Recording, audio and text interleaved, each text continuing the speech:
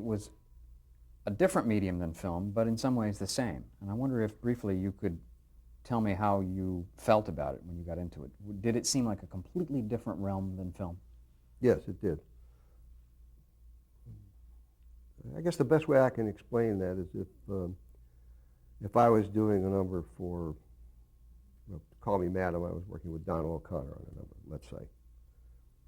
From the day he started to rehearse, I'd be on the stage. I might only spend a few minutes there. As the number would be formulated and formatted, I was aware of what was going on all the time. I was in constant communication with whoever the rehearsal piano player was. And as they got toward the end of finalizing a number and getting into final rehearsals on a number, I could literally start the framework of an arrangement. So, you know, you're talking about 28 days of preparation to do a score for an arrangement, for a number. In television, we very seldom had a day. So what happens is two things. Number one is your time gets compressed, and number two, your decision making gets sharpened. It becomes a different kind of medium. You can't say, well, you know, I turned on the faucet this morning and nothing came out of it but air. I have no inspiration. I'll go play golf, and maybe later on it'll be better. You know, it was do it now. And I learned a valuable lesson from George Tremblay, who was a friend as well as my teacher. And he said, don't get writer's block. Write something. Even if you don't like it, write it. And as you write, you'll start to pick up some steam, and you'll begin to write things you do like, and then become a good editor.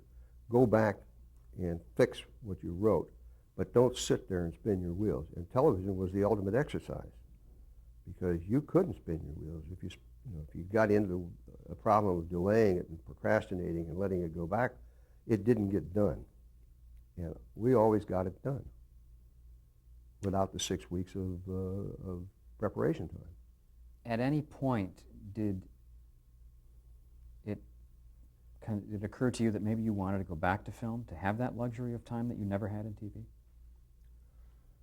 There was a crossover period, and I don't really know when it happened, when I began to enjoy the idea that I could write something on Monday and hear it on Thursday. Because, you know, it's nice to have a paycheck. That's great. But when you do what we do, the real gratification is when you scribbled something on paper and a bunch of musicians breathe some life into it. And then you get a chance to hear it and say, I wish I'd had more time. I could have done that better. Then the next time you go at it, you try to do it better. But there was an instant gratification that took place in television, so far as I was concerned, that didn't take place in the motion picture industry. And it was nice to go back occasionally to do something for Al. The last time I worked with Al as an arranger was on Flower Drum Song. And I had one of those routines that went on forever. And it was basically bass and after beats and stuff, and I was sitting writing an arrangement on it, and I fell asleep. My head hit the table, and I woke up about 3 hours later with a stiff neck and finished it. When I brought it in, because Al liked to keep the tradition of Robert Russell Bennett and the show flavor, and that's what we did. When I brought it in, he was very pleased with it, and he said, have you got time for another assignment? I said, Al, I'm never going to make an arrangement for anybody else in my life, and I never did, except the things that I had to write for myself. There was too much time. And I just got into the habit of appreciating the fact that I could do something now and hear it day after tomorrow. I enjoyed that. In the 1950s, I'm wondering if you were affected by the blacklist, or any of your colleagues or friends were affected by the entire Red Scare period. Yes. I think probably the worst fallout I've ever seen to it was Sal Kaplan, who was a good friend of mine. And he was a composer. He was a composer at 20th Century Fox, and he was a good young composer. And I think his wife was a sister of Van Heflin or somebody who they were trying to, the Un-American Activities Committee was trying to get at. And they called him up, and he literally, in so many words, told them to stuff it. And the next day at the music table, there was Sal and Herbie and I sitting there, and nobody else would sit down with him. He lost his job shortly after that. They let him go.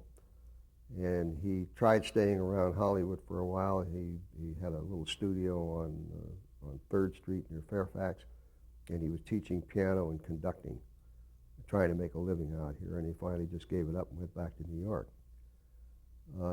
He wasn't necessarily accused of anything himself. They wanted him to talk about other people that he knew about, and he just refused to do it, and it killed him. It killed him professionally. And then Sheldon, I think Sheldon hired a lot of writers who were blacklisted writers who were writing under other names. Because as far as he was concerned, he wasn't interested in their political philosophy as much as he was their talent. Okay, let's move on to 1960. I'm curious as to when the first time you heard that Andy Griffith was going to be given a show, and whether or not by this time, 7 years into your relationship with Leonard and Thomas, if it was automatic that you were going to write whatever theme and or score there was for the Andy Griffith show. It was automatic. We were kind of the house people by that time for Danny and Sheldon. And in a peculiar way, it led to the split between Herbie and I. We had had some differences of viewpoints before, but it was nothing major. The Andy Griffith Show was a Danny Thomas episode. It was a spin-off. And it was an episode where Danny is in the South, and a cop stops and gives him a ticket. And he says, I'm not going to pay the ticket, whatever it was. I want to see the judge. And he went into the courthouse, and Andy was also the judge. He was the cop, and he was the judge. And I believe I may be wrong, but I think the advertising agency was BBD&O, because if you remember, in those days, television was owned, the shows were owned by sponsors, not networks. And consequently, they would have their agencies look over shows that were appropriate for whatever product they were selling. If they had a cereal, they wanted an early nighttime. If they had a coffee, they wanted 9 o'clock. If they had an underarm deodorant, they wanted it 10:30, And they had more conscience about it than the networks, if you don't mind my saying that. They made the decisions on what shows they were going to select. And BBD&O, or whoever the agency was, and I believe it was Lee Rich, bought the show that night. Herbie and I were involved in doing a show at Columbia called My Sister Eileen. And was that also a sitcom? it was a sitcom, yeah, with Elaine Stritch, and I've forgotten who was Eileen. And we were doing pretty well with it. We were making pretty good money. And we had the same formula. Herbie did most of the arrangements, and I did most of the scoring. We also wrote the theme for that, which I've forgotten by now. And when the Griffith show sold, it was Sheldon's show. It was his idea. He produced it. He put it on. And in talking to him, we had a whole summer to figure out what we were going to do. And in talking to him, I said, are you planning to score it live? Because don't forget, before that was the experience was strictly with the Danny Thomas show. And this was 1960. Well, actually, the pilot, I think, was late 59 or early 60. And I said, how are you planning to do the show? He said, we're going to score it. I said, fine. So I told Herbie, I said, we're going to have to write a theme for it, and we're going to score the show live. And Herbie said, no, we're not. And I said, why aren't we? And he said, because he talked to Lou Edelman, and Edelman said it was going to go track. Now, we had done the pilot for the Real McCoys. Hugo and I did that. And the William Morris Agency sent me a letter telling me that the music saved the show. They were definitely going to go live. And eventually I got a call from the producer asking me if I'd go to Mexico and do a library. And I said, no, I don't do that. So Emil Newman went and did the library. Let me stop you here and make sure we can define some terms. Scoring live means you write original music for every show and Correct. record it in Hollywood, or in the United States at least. Correct. And have the music dubbed into the show. Library meaning an entire group of musical compositions is written and is often taken out of the country and then tracked, meaning put into the show wherever they needed it without regard to specific dramatic situations. That's right. It's kind of overall encompassing, and then a cutter kind of trims it to fit. And there was never recorded in this country. Yeah. It was always recorded overseas. In this particular instance, they wanted to go to Mexico, but Or Real McCoys. for the Real McCoys, and the picture industry was going to Germany and England and using foreign orchestras. in any event, the question was, we had done a couple of other pilots that went track. That was track library. So that became a bone of contention between Herbie and I, because I said, well, Sheldon told me that we're going to score it live. And Herbie said, well, Lou said, we're not. So I think we better do something. I said, I'll tell you what, if you want to do My Sister Eileen, I bow out of the show and I'll take my chances with Sheldon. And we split. Now, we were still partners because the Danny Thomas show went on when I wrote the theme. And Herbie still gets half of the theme to this day, or his estate does. And he never heard the theme until it was on the air, because we all both suffered with trying to find an idea that we thought would be appropriate for the Griffith Show. And one morning I got up, after beating our brains out for a couple of months, and I thought that thing ought to be simple enough to whistle. And it took me about 10 minutes to write it. So I called my drummer, Alvin Stoller, bass player, and a guitar, and booked a studio on Fairfax Avenue, and went down and made a demo. I'm a professional, so I made it 58 and a half seconds. And I ran it by the Lenny's because they were getting ready to start shooting the show. And I said to Sheldon, what do you think about this for the Griffith Show? He listened to it and he said, that's fine. He said, I'll tell you what, I'll shoot Andy and Ronnie walking along the lake with a couple of fishing poles over their shoulders. Great. That was the way it was done. I never whistled before in my life, and never since. So that was you That was me, whistling yeah. on the demo, which Oh, yeah. became the main title of the Andy Griffith Show. Right. Well, what happened, I had to do it over again because this was just a demo record. But when we got into the union situation, then I did it over again. And I remember when Dick Link came in town, who was Andy's manager, I think Aaron or Sheldon played him the demo, and he said to me, gee, that's really catchy. I can't wait to hear it in the orchestra. I said, what orchestra? I said, Dick, if you want me to write an orchestra piece, I'll write an orchestra piece, but that's that joke. That's something that everybody ought to be able to whistle. And I'll tell you, John, that Andy can't go anywhere without somebody starting to whistle that theme at him. It's become one of those identification pieces of material. And it also, I think it amplifies the purpose of the theme. And that is that if you're in your living room and somebody is in the other room and they hear the Griffith theme come on, they say, hey, Griffith's coming on, let's go watch it. It is an identification mark. It's like having the swoosh on sports gear and so forth, And today I saw a new show. I didn't see much of it, but I saw the opening of it. And the opening couldn't possibly have been more than 10 seconds.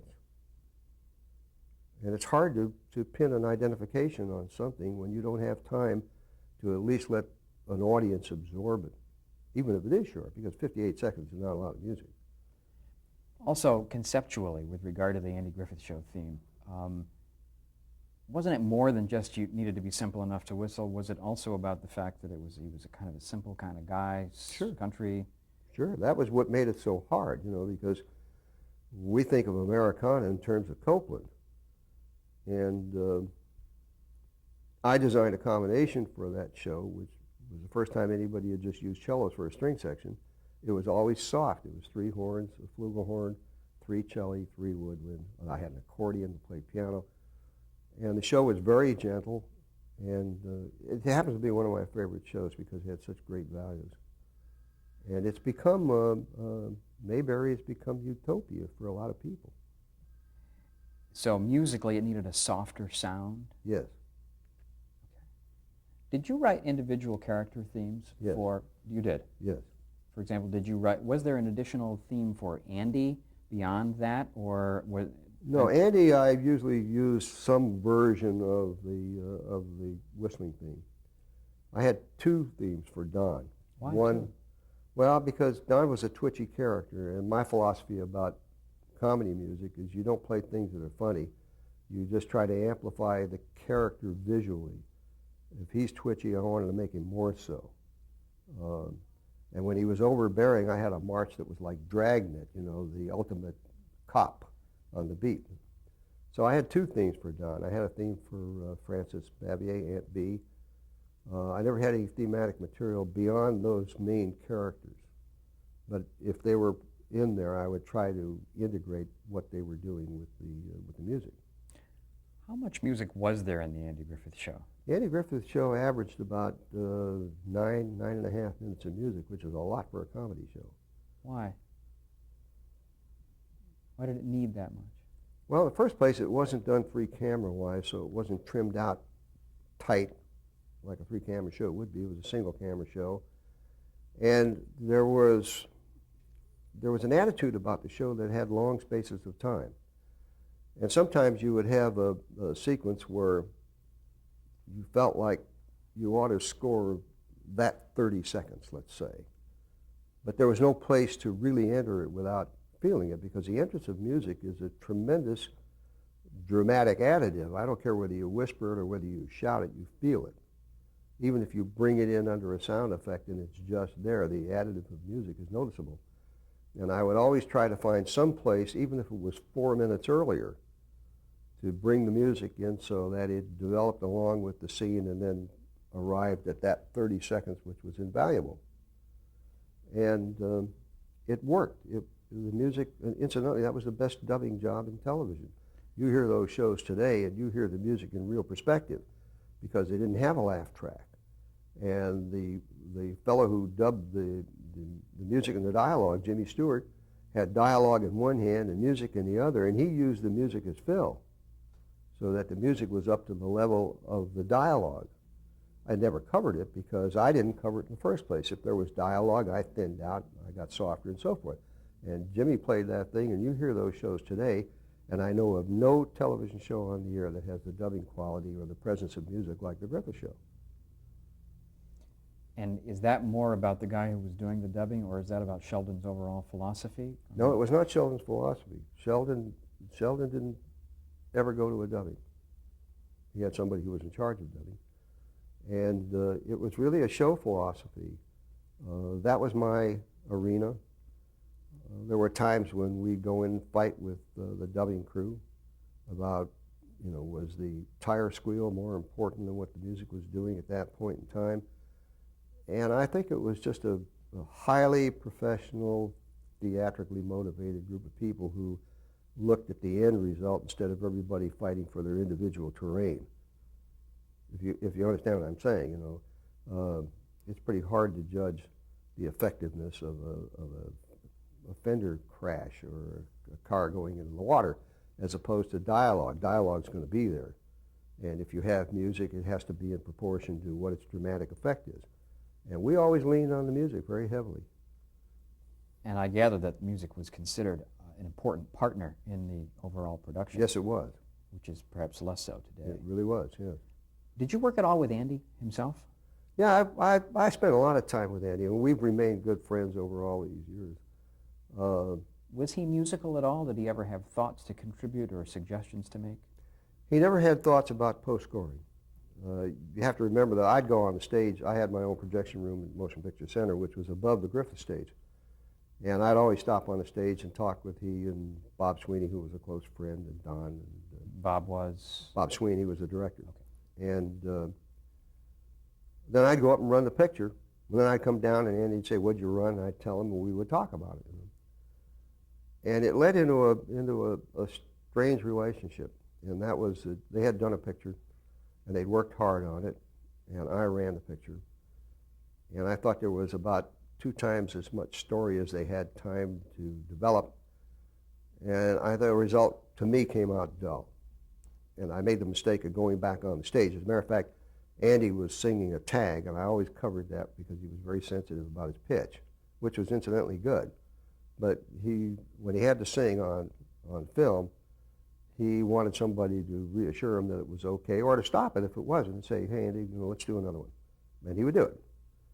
And I stopped on the stage, and he said, "What'd you run?" And I told him the show, and he said, "Oh, that's a great show, isn't it?" And I said, "I don't think so." He said, "What do you mean?" I said, "I thought it was dull." And he went up and smoked, because Andy had temper. And I finally said to him, "Look, I didn't offer that. You asked the question, and I gave you a straight answer. And I could be 100% wrong, but I have the same right that you have. Maybe you're 100% wrong. At least if you ask me the question, I'll tell you what I think." And I walked out. That show went on the air about 6 weeks later, something like that. And before the end title credits came on, the phone rang. It was Andy. And he said, "Earle, you were right and I was wrong." He said, "I'm sorry." I said, "Okay, we established something. You ask me a question, you get an answer you can depend on. You may not like it." We've been friends. I talked to him the day before yesterday. I got a copy of a new album that he made. He made a Christian album last year. It was the #1 selling album in the country in Christian music. He sold, I think, 500,000 CDs. And he just made a new one, and his producer, Steve Tyrell, sent me a pre-release copy, and it's great. It is just great. I understand there are lyrics to the Andy Griffith Show theme. There are. Did you have anything to do with that? Were they added later? Did anyone ever sing them? They were added later. We recorded it. Andy recorded it. They've just re-released a record with him singing it. The lyrics were written by Everett Sloan, who was a wonderful actor. And Everett called me up one day. We were friends, and he said, "You mind if I write a lyric to the Griffith theme?" And I said, "No." And he wrote a thing called "A Fishing Hole." And it's an outstanding lyric. It's one of the few add-on lyrics I've ever seen that really made some sense. It has not been heavily recorded. I don't know of anybody but Andy who has a record on it. Because some years ago, I think in 1961 or 2, we did an album of the Griffith Show for Capitol. And Andy had written a monologue, because that's the way he started, was as a monologuist. And it was called Jack the Giant Killer. It was about a 7-minute piece. And he said, "I always wanted to do this with a big orchestra." So I said, "Why don't we do it on a record date?" And he said, "Fine." And I wrote a piece to fit the monologue. And we recorded it live. I had a 38-piece orchestra at Capitol Records, and Andy was in the booth, and we did it like you would do a stage performance. And it's great. It's a wonderful piece. And the rest of the album consists of music for the Andy It Griffith consisted Show? of, I had an orchestral version of, the whistling version of the Griffith theme.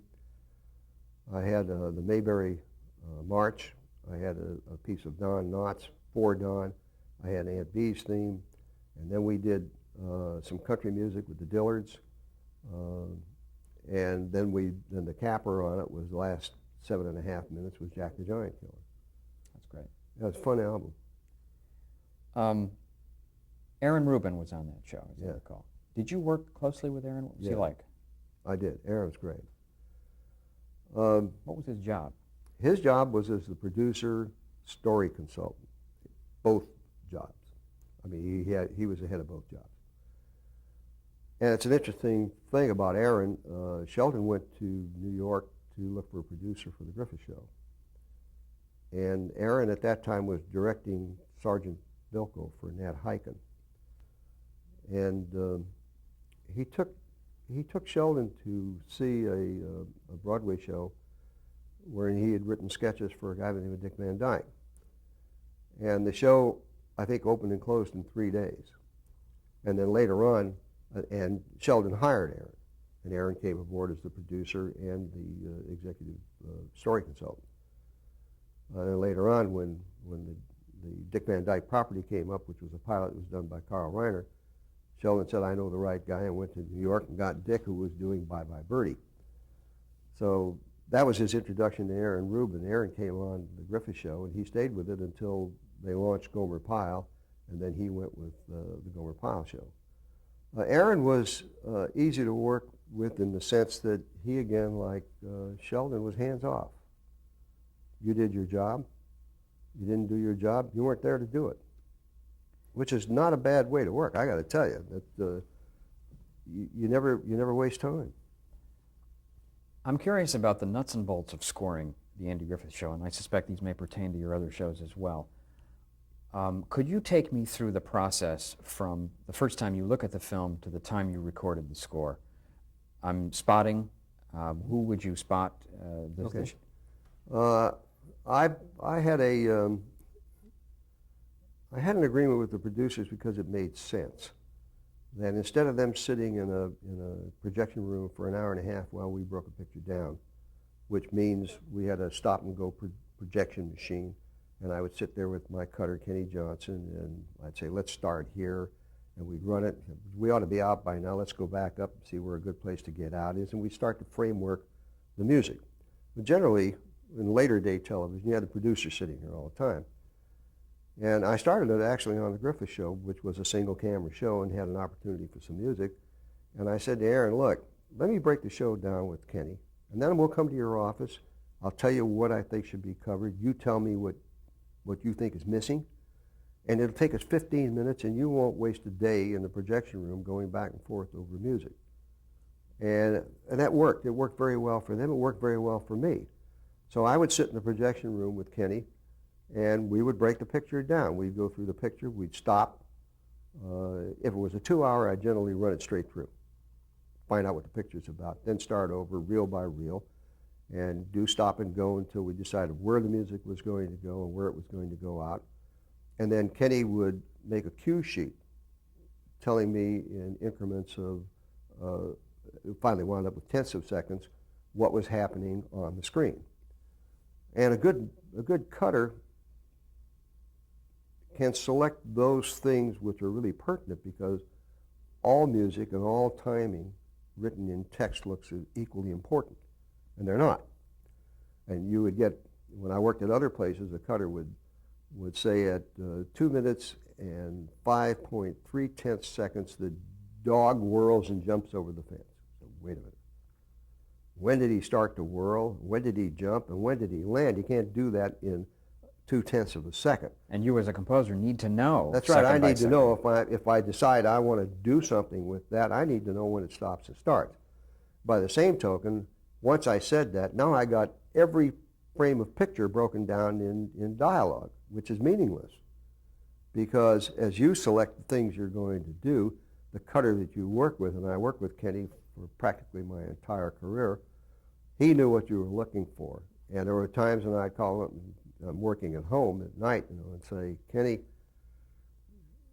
that doesn't feel right to me to go in. See if there isn't a cut about a second or 2 seconds earlier that we can lean in on. And he'd call me back and give me a change. He'd find something, or we would get out at a different place and so forth. And we always had to stay in communication with each other so we're on the same page. Once I had the cue sheets, I would sit and write. As they came in, I would sit and write the music. And we always had what we call a Bible, which is all of the cues in the show, just with a little caption that tells you how they're going to be done. For example, the opening, free timing. That meant I was going to conduct it to the stopwatch because I didn't want to thread up a projector. The second one would be click track. And I would pick the frame of the click track. It would remind me what it was. The next one would be a combination. Start in clicks, go to free timing. So you had a complete picture in front of you of what the whole score was going to be like. And maybe especially in a show the length of an I Spy or a Mod Squad, 2-hour show or an hour show, you would have a piece of material that you wanted to expose in reel 6. And you think, well, let's see, I've got an opportunity up here. I'm looking at the Bible and I see I'm going to do a music entrance here.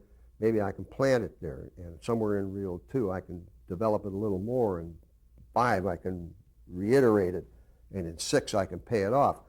So the formation of how you broke a picture down also became a form which gave it some substance. It wasn't just extraneous music per se for every time there was a musical event. We wrote scores. You listen to some of the I Spies, and you'll find that they're a score. They have a thematic content, they have a development content, they have a payoff content. They're done just as if they were a feature. They may be miniaturized because we had 45.5 minutes and a feature has an hour and 45 minutes. But the intent and the philosophy of it was write a score, give it some character. And as you were saying at lunch, that one week we were in Japan, the next week we were in Spain, and the content of the show changed with the terrain. And you had an opportunity to do that and to develop it. And it all starts in the projection room with the way you lay it out. And then once the music was written, the copyist would pick it up. I had somebody in the booth all the time, Carl Brandt, who worked with me, and we would record it to picture, and then one of us would cover dubbing and make sure that it went on the air, because it only counts on the air. Okay. That basically was the process. Okay, let's take a break there. Change.